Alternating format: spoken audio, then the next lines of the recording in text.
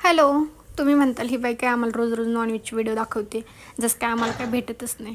तसं काही नाही आहे. पुढच्या आठवड्यात मार्गशीर्ष महिना लागेल, सो मी पकडते, त्यामुळे आहोंना नॉनव्हेज भेटणार नाही. त्यामुळे हा आठवड्यात त्यांना जेवढं खायचं आहे तेवढं मी त्यांना खाऊ घालणार आहे. तर इथे बघू शकता मी बोंबील चांगले वॉश केलेले आहेत, तळून घेतलेत.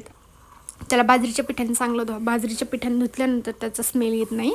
म्हणजे भाजीचा कधी कधी वास पण येतो ना बोंबील चांगले वॉश नाही केले तर, त्यामुळे मी ते वॉश केले.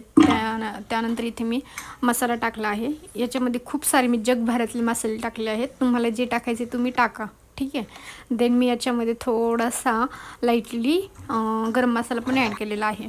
आणि त्यानंतर आपण जे वॉश केलेले बोंबील आहेत ते चांगले मी स्वच्छ धुवून याच्यामध्ये फ्राय करायला टाकले आहेत. आणि इथे गरम पाणी ॲड केलेलं आहे.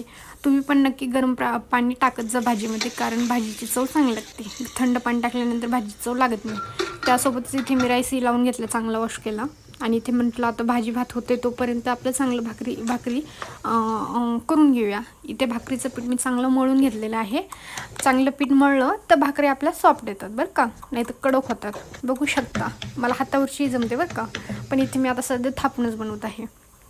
त्यानंतर भाकरीला पीठ लावून घेतलं आणि बघू शकता किती छान अशी माझी भाकर फुगत आहे. म्हणजे जसं मला नाक फुगवते येतं तशीच ही माझी भाकर फुगते.